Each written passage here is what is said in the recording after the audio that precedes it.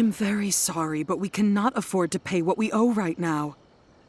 My husband has gone missing, and I'm still trying to find him. No, you misunderstand us. We are here to help with the investigation. We'd like to ask you some questions about Mr. Nagato's disappearance, if we may. Ah, I see. I thought the debt collectors had come to visit again. I'm sorry you have to see me in this dreadful state. Has some new information come out? Do you know where he's gone? I'm afraid we don't have any new information at the moment. We're still trying to find out as much as we can to inform our search. With this in mind, can we perhaps ask some questions about your family's current situation? For example, Paimon's struggling to understand why a collector would be strapped for Mora. That's a long story. Ever since I've known him, he's been an avid collector of all sorts of things. He'd always get so animated when he was showing them to me. I knew nothing about the items myself, but seeing how enthusiastic and excited they made him, I was happy to believe that they were just extremely important to him. Everything was fine when we first got married, but as time went by, things changed for the worse. Uh-oh, what happened? He lost his sense of restraint. He started buying more and more things, and even resorted to borrowing money just so he could pay for them. Our expenses really spiraled out of control when he started getting interested in weapons. It was awful. There were days when he'd spend hours down at the warehouse, admiring his weapons even as debt collectors were descending upon our house. He wouldn't sell them, wouldn't even touch them. Just sat there staring at them like he was in a trance. I'm happy he has a hobby, and I'm willing to support him. But making ends meet has to come first. I've tried talking to him about it so many times, but he never listens. On the last day that I saw him, I gave him an ultimatum. I said, if he refused to sell his collectibles and pay off his debts, I would divorce him and take the children with me. Whoa! And that led to an argument. Actually, it didn't. Generally, he's a quiet man who likes to go with the flow. On most things, he leaves the decision-making to me. You must understand, I never would have dreamed of threatening him with divorce if the debts hadn't pushed our family to the brink. After I said those words, he froze and was silent for a long time. When he finally spoke, he awkwardly mumbled that he would pick out a few items to sell. His voice was so meek and pitiful that I felt an urge to take everything back. But then what? If I didn't draw the line, what would happen to our family?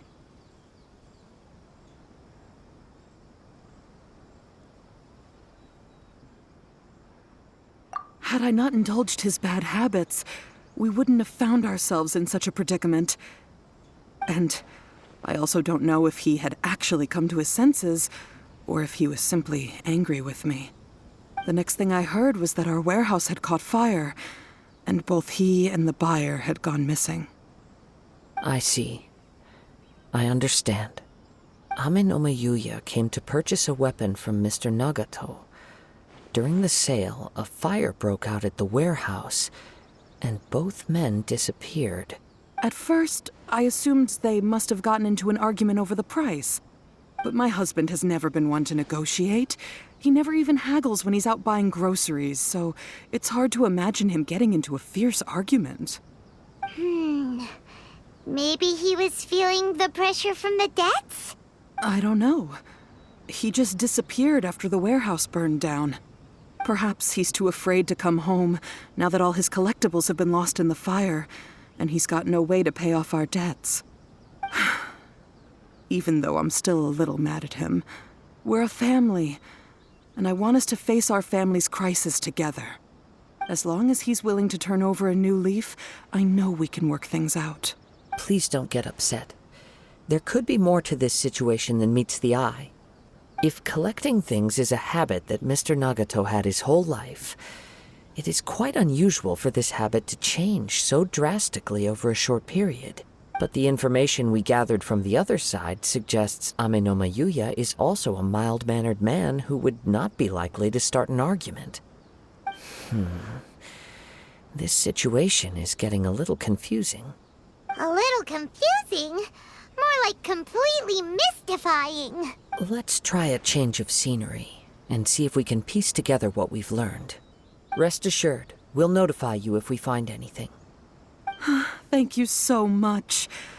I just want him to come home.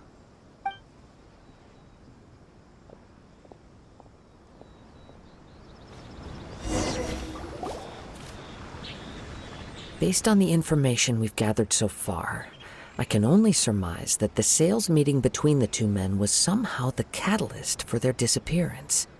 The fire at the warehouse likely played a part in how the situation unfolded, though its exact role is a mystery. Do you have any thoughts? Well, Paimon was thinking that maybe someone accidentally knocked over an oil lamp and, nope, never mind. Paimon's brain needs to rest for a while. Over to you.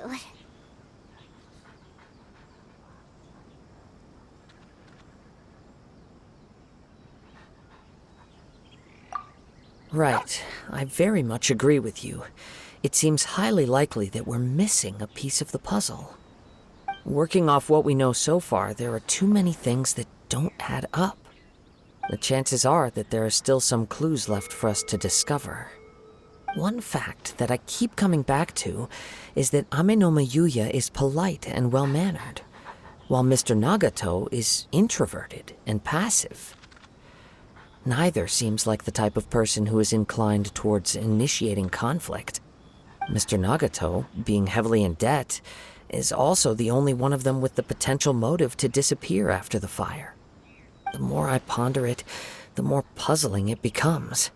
Just what could have happened there? Right. Although the time frame seems to broadly match, no other details that we've learned seem to link the two events together. Amenoma Yuya lacks a key distinguishing feature of the attacker, namely that he is principally a practitioner of the blade testing techniques of Amenoma art, not those of the combat-oriented Ishin art. Darn!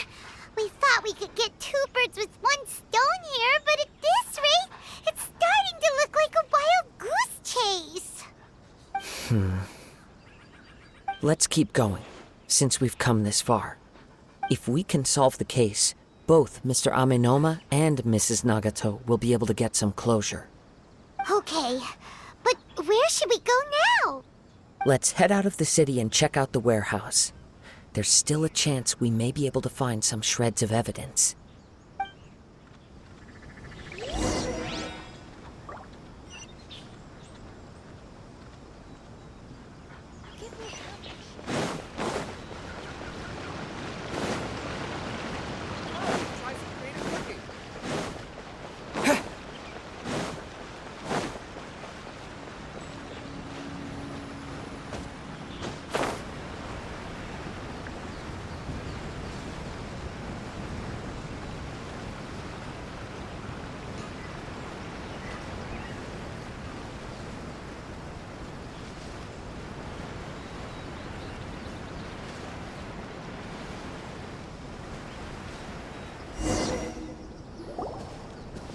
Wait. I hear something ominous in the wind. Oh! This must be another one of those sounds that only you can hear. As sketchy as that whole thing seems, you did put it to good use when we were chasing down that vision thief at Beto's tournament, so... Now I'm picking up a strong scent in addition to the sound. It's right around here somewhere.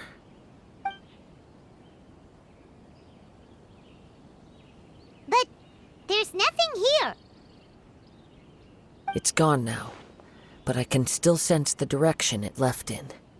It felt very much like that ancient presence in Inazuma, the remnants of the Tatarigami.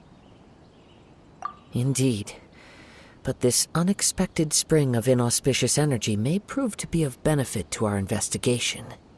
We should remain vigilant and approach slowly.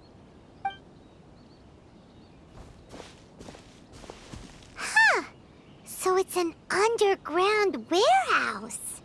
The force is definitely coming from down below. The source of the Tatarigami energy has long since left this place, but the residue it left behind still hasn't dissipated completely. Judging from the concentration, I would have to conclude that the Tatarigami source resided here for a very long time. Mrs. Nagato said her husband used to hang around the warehouse by himself a lot. It could well be that he was already under the influence of Tatarigami energy at that time. From what I've been told, Tatarigami does not turn all upon whom it preys into violent monsters, but most will develop a stubborn streak upon being exposed to the Tatarigami's unfulfilled will. Their interests become fanatical obsessions. Mr. Nagato had an interest in collecting to begin with. The influence of Tatarigami could explain why he became an obsessive hoarder, amassing more and more possessions, even as he put himself in grave debt. So what should we do now? Go down and take a look? Step back. I'll open the door and take a look inside.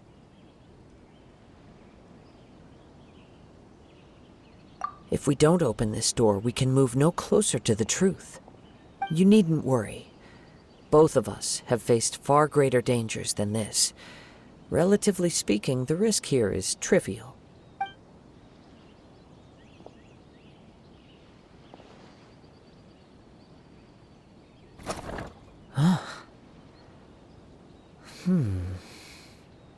What's down there? Everything's buried in debris. I can't see anything. It looks like the fire caused a cave-in, reducing the entire warehouse to rubble.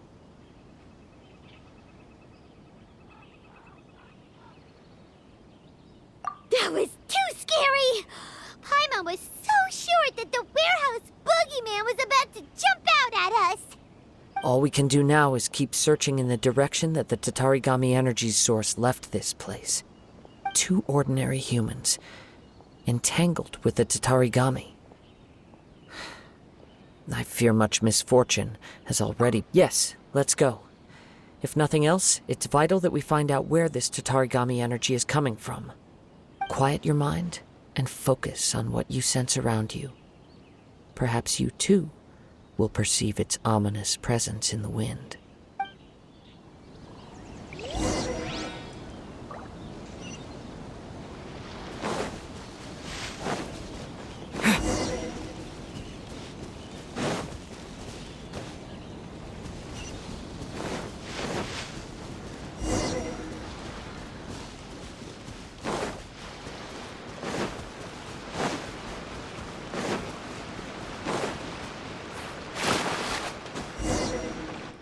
From this point, the trail appears to split into 2. The main source of the Tatarigami energy continued on into the distance, but a small portion remained here, and seems to be dissipating slowly. Quite possibly. Let's search the area.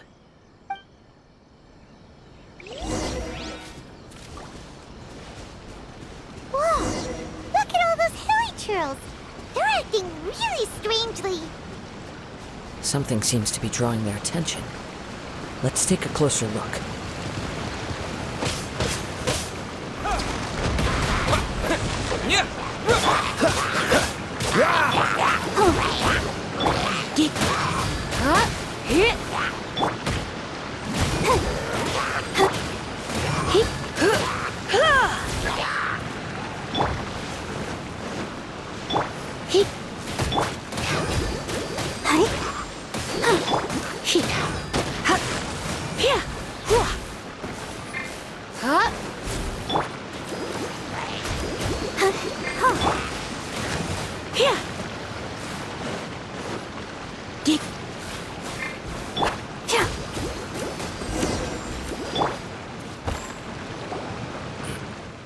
It's... Ugh! Look at this red stuff! What is it? it? By the looks of it, a letter written on a piece of torn clothing. The ink is bone dry. It must have been written quite some time ago. Well, let's take a look.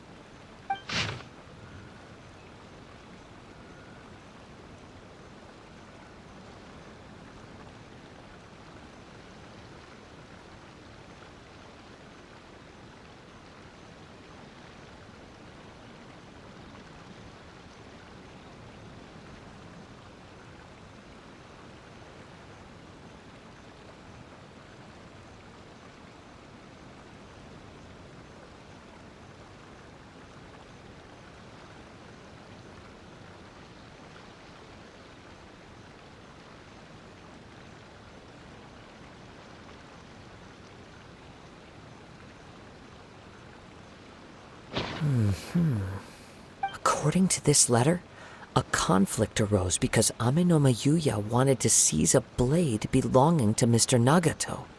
Yuya started the fire that destroyed the warehouse and wounded Mr. Nagato in the fight. Mr. Nagato kept chase as long as he could, eventually stopping here to write this letter when his strength gave out. So, where is he? He was not only mortally wounded, but also under the heavy influence of Tatarigami. Add to that the fact that its aura seems to have attracted a horde of monsters, and I'm afraid he may no longer be with us. Whatever traces there may have been of his fate beyond after this point, they've since been disturbed by the hilly churls. There's nothing more for us to find here. Yes, right now we need to uncover some more important truths. If Amenoma Yuya is attacking other people indiscriminately, then the longer we take to find him, the more people risk meeting the same tragic end. Right, so let's get moving. I wouldn't be surprised if he, too, fell prey to the influence of the Tatarigami. For a practitioner of the martial arts, the easiest desire to inflame would be their pursuit of further power and skill. All the clues that at first seemed disparate and disconnected, it seems that now we know the thread that runs between them. I have a hypothesis that, if it's correct, not only explains the series of events leading to the two men's disappearance, but also zeroes in on the attacker's identity. Wait, you figured it out? So these two cases are connected after all? I believe so. But it's something of an outlandish idea. I will only be able to confirm my suspicions once we've met him in person. On with the search. We must stay vigilant. At any point now, we may find ourselves in danger.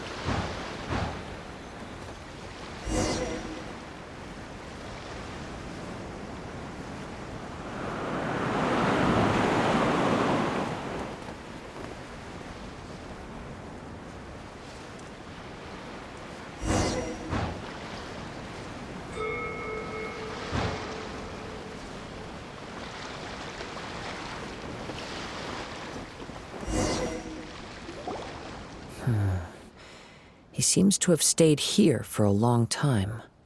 Why here? Is there anything special about this place? I'm not sure. But on closer examination, I sense that the aura may have lingered here at several different points in time. Show yourself! It's no use hiding anymore.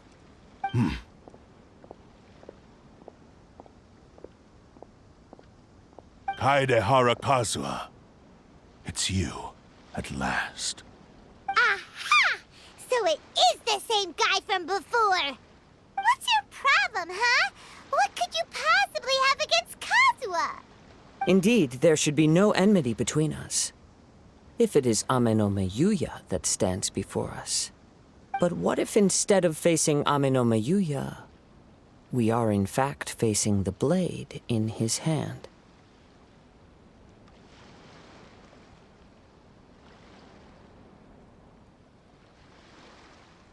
Now that you mention it, it is giving off a strange light. Whoa, whoa! Surely you don't mean... Are you serious? Tatarigami energy often lodges itself within physical objects, then works to subtly affect any living organisms in its vicinity. The blade has resided in Mr. Nagato's warehouse for many years, affecting his state of mind, and more recently using the sale as a means to affect, or rather as a means to occupy, Ame no Yuya's body. You're sharper than I thought. You've already deduced the truth of the matter. Many, many years ago, I was forged by a famed bladesmith of the Ishin tradition. I was his pride and joy. In me, he placed all his hopes and dreams. As a descendant of the Kaedehara clan, you should be able to guess our greatest regret. I presume it has something to do with the Raiden Gokaden. Indeed. At that point in time, he failed to live up to the Raiden Shogun's expectations. In the end, all he could do was to flee the nation by sea on a ship bound for Snezhnaya. He was a bladesmith of great renown, a master of his craft. There was nothing that he could not accomplish. All he needed was more time and a little faith. And sure enough, in the end, he achieved what he had set out to do. All of his life's work, his wisdom, his skill, it culminated in his creation of me. He not only bestowed upon me the greatest of strength, but also endowed me with a consciousness of my own. In her conceit, the Raiden Shogun lost not only the single most perfect blade in the entire world, but also an irreplaceable achievement in the art of blade forging. So... swords can become conscious and control people? The people of the time in which I was born never believed I had that kind of power. They saw me as a mere blade, a sharp and well-crafted one, but in all other respects an ordinary weapon. But that gave me the opportunity to take action. After the death of my creator, I decided to leave Snezhnaya and began my long quest to return to the distant land of Inazuma. Moving from one person to the next, I controlled the minds of countless hosts along the way, each bringing me one step closer to my ancestral home. I seek but one thing: to face the full force of the Raiden Shogun's blade and prove my power, the might of Ishin art. So Ame no Yuya was not your first victim.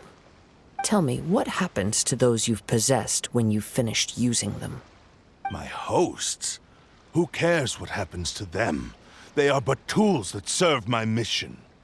When they got tired, or injured, or unusable, I hopped to the next one in line. All I needed them for was to take me back to Inazuma. You're awful! After I returned to Inazuma, I decided to bide my time in Nagato's warehouse until Ame no Yuya handed himself over to me on a silver platter. At long last, I'm approaching my journey's destination. By Ame no Yuya's body, I have found you, and by your hand, I shall defeat the Raiden Shogun. Kaedehara Kazuha, you stood against the Raiden Shogun's Muso no Hitotachi. There can be no other to serve as my host for what is to come. Now, give your body over to me!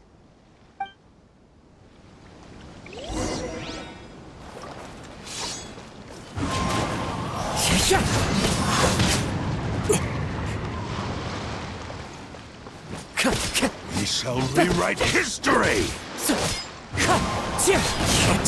Me! Join me and sever that divine light! That hurts!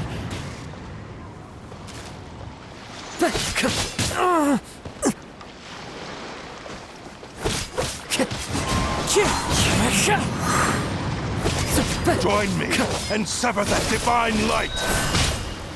That hurts! Wind strike! Submit to me! As one with wind and cloud! Rewrite history! Do not stand in my way, or I will strike you down too! Your bluff's fooling no one. You've lost. Lost? I can never lose. It is this body that has reached its limit, nothing more.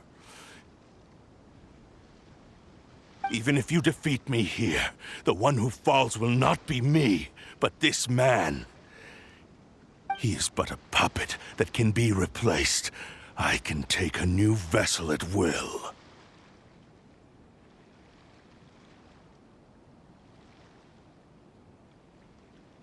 The end result is the same! I will end this wretch's life before you can lift a finger!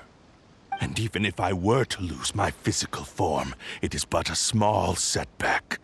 My consciousness shall endure. By any means necessary, and any medium available, I shall return and fulfill my destiny! Your fighting style. It is indeed the forms of Ishin art.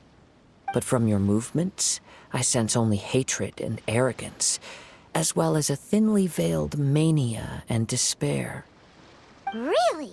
You can tell all that just from his moves? As I've mentioned before, the forms of Ishin art convey the user's thoughts and feelings. Since the blade is currently possessing Aminome Yuya's body, its movements express the innermost thoughts of the blade.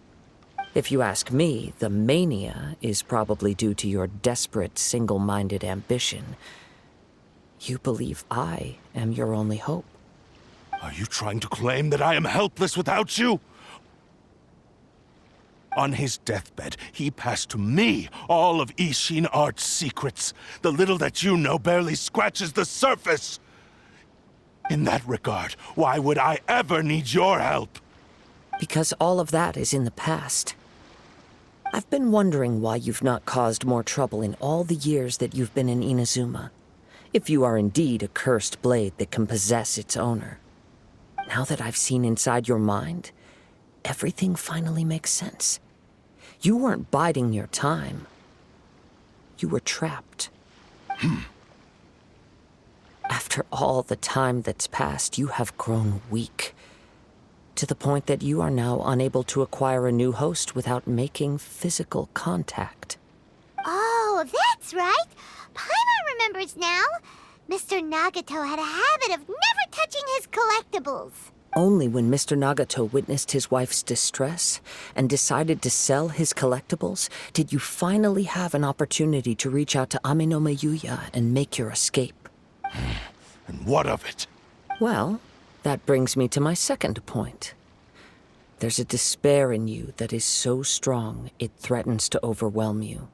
You were determined to fulfill your maker's ambition, whatever the cost. But this ambition is too grand and too heavy for you to bear. Each step you have taken has come at a great cost. I think you realized your limitations long ago. The more you clenched your teeth and pressed forward, the greater your fear of losing everything you had achieved grew, and the more you wished to run from the truth. But the way I see it, what began as an ambition has long since become a delusional fantasy. What would you know about any of this? I'm just one step away from achieving my goal! You returned to Inazuma to prove the unparalleled brilliance of Ishin art. But to make this arduous journey, you committed countless atrocities and showed a blatant disregard for human life, even if you were to sever that divine light. Is this truly the outcome that your maker would have desired? You... Sure, you inherited the secrets of Ishin art, But even as you made your journey to honor this legacy, you treated the ones who wielded you as mere tools to do your bidding. How could you possibly unleash the full potential of Ishin art when you act in perfect discordance with the principle of harmony between a blade and its bearer? Silence, you blabbering fool! I must achieve my goal. This was his life's dream, and the very purpose for which I was brought into being. I will concede that you are most perceptive. You see my predicament clearly. But you also underestimate my resolve. And you should face reality. Easy for you to say. Facing reality offers me nothing. I have no need of anything that would stand in my way. Not hesitation, not self-reflection, and certainly not your so-called reality. It is pointless to argue further, descendant of the Kaedahara clan. If you wish to save this man, then offer me your body in exchange. How stubbornly you stick to your wayward path. I do not believe for a second that you can challenge the almighty Shogun in your current state. So let us make a bet, and I will put your strength to the test. What? Surely you're not planning to agree to his demands. Very well. Then find yourself some enemies with whom you wish to cross blades. A taste of my power will more than convince you. Once we have dealt with them, we shall proceed to Tenshukaku. And as for your end of the bargain, if you lose, you must release Amenoma Yuya from your control. I accept. Don't do this, Kazuha!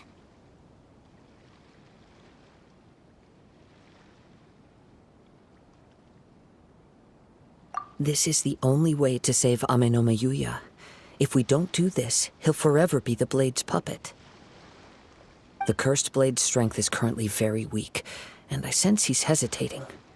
This suggests his heart is still not completely devoid of honor. The power of the Tatarigami lies in intensifying existing obsessions. This is the reason Mr. Nagato and Amenoma Yuya fell prey to it. Since I don't have any similar kinds of obsessions, I should be able to put up some resistance for a while. But even so... Even if things take a turn for the worse, I still have you both here with me. We have a chance here to save an innocent victim. I am willing to accept the risks entailed. Your disdain for me betrays your woeful ignorance. I agreed to this bet because there are things I wish to learn too. Now, take me in your hand.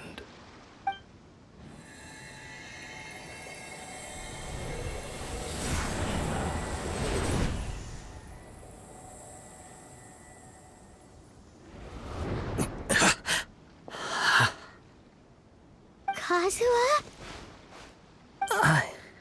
I'm okay. I felt a little dizzy at first, but only for a moment. It's all right.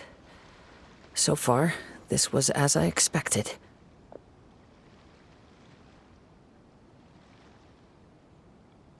I will. Thank you. What should we do next? Have you got a plan, Kazuha? We find some enemies. Although this blade has endured much turmoil, it probably hasn't experienced many real fights. If a blade built for Ishin art cannot enter a state of harmony between blade and bearer, it cannot unleash its true power. If he wants to avoid reality, then we need to fight until he has no choice but to face it. He shouldn't last long in an intense combat situation. Wait a minute! Paimon remembers hearing about something from the Adventurers Guild. Since the Takasukasa clan abandoned that secret base, it's been held by Ronin ever since. All right. Please lead the way. What about Amenoma Yuya? What should we do with him? The blade says he'll let Amenoma Yuya trail us silently. Although he hasn't regained his own consciousness yet, he is not in any immediate danger. Are we sure this is a good idea? It's a pretty treacherous journey. Okay, fine. Just be careful.